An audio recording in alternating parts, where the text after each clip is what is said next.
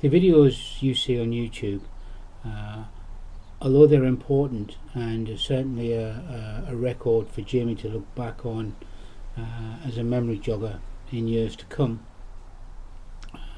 but we do an awful lot more with the footage.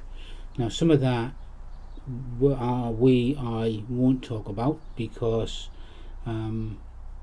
we believe we get a competitive advantage, and in Jamie's first year of racing, it's no surprise to some of us that he's doing as well as he is.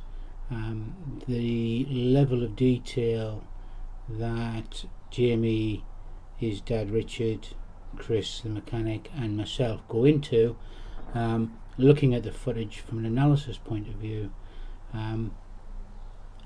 and then Jamie converting that into ultimately time on the track, is a testament to one, Jamie, for the way he converts it, and two, the experience of the whole Primett family from a racing perspective, to be able to look at the data, analyse it, compare it to other data we're collecting, and making informed decisions about how to progress the car and the driver.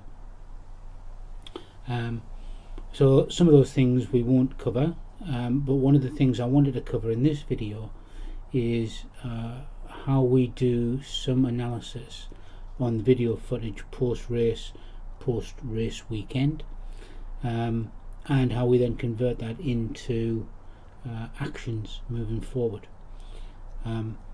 So just as an example of that, we're going to compare Jamie's qualifying laps, Jamie's fastest qualifying lap at round 2, where he got 6th on the grid, and if you'll recall, in his post-qualifying interview, he was jumping around, couldn't believe it, absolutely ecstatic. And to stick a car 6th on the grid in only a second race is impressive.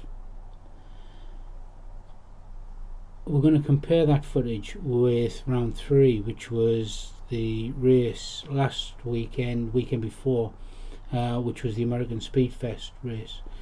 Now, we have to look at the numbers slightly of the race, because Jamie's Tin Top series was combined with the modified, the Quaife modifieds, and that obviously puts the first dozen cars or so in front of him, simply because of the horsepower they turn out and their ability to lap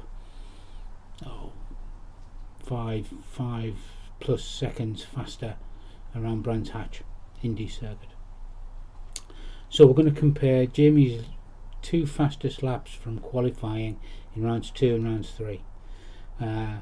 So round 2 was lap 14 that he got his fastest lap on, and round 3 was lap 20, his final lap. Now, the weather conditions were slightly different, so temperatures, it was much warmer in round 3. If you remember that American Speedfest weekend, it was the beginning of the real summer we're having. But in real terms, you'll see in the comparisons, it allows us to analyse not only the weather conditions, the track temperature, but also the inputs the driver was making. So, just as an example of the kind of things we do with the video footage post-race weekend,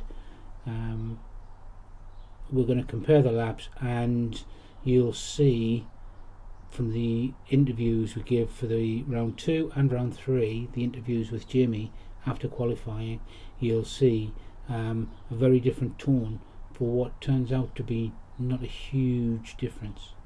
Now, it makes a difference in grid position, but if you analyse the breakdown of that, it's not necessarily what the driver or the team is thinking that's causing the issues. Let me take you through it.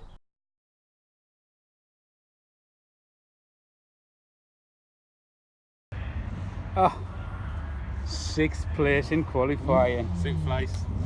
Epic. Best ever. Epic. Absolutely flying. It looked quick. Felt really, really good.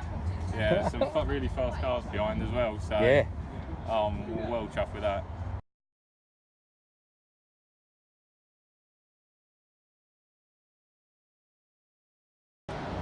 So that didn't go as expected?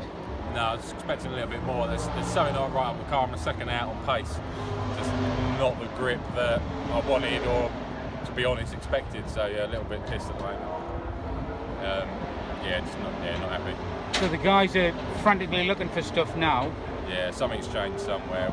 I don't know. Maybe I went out too quick in quali without letting the tyres get a decent heat into them before I really pushed. I don't know, but something somewhere.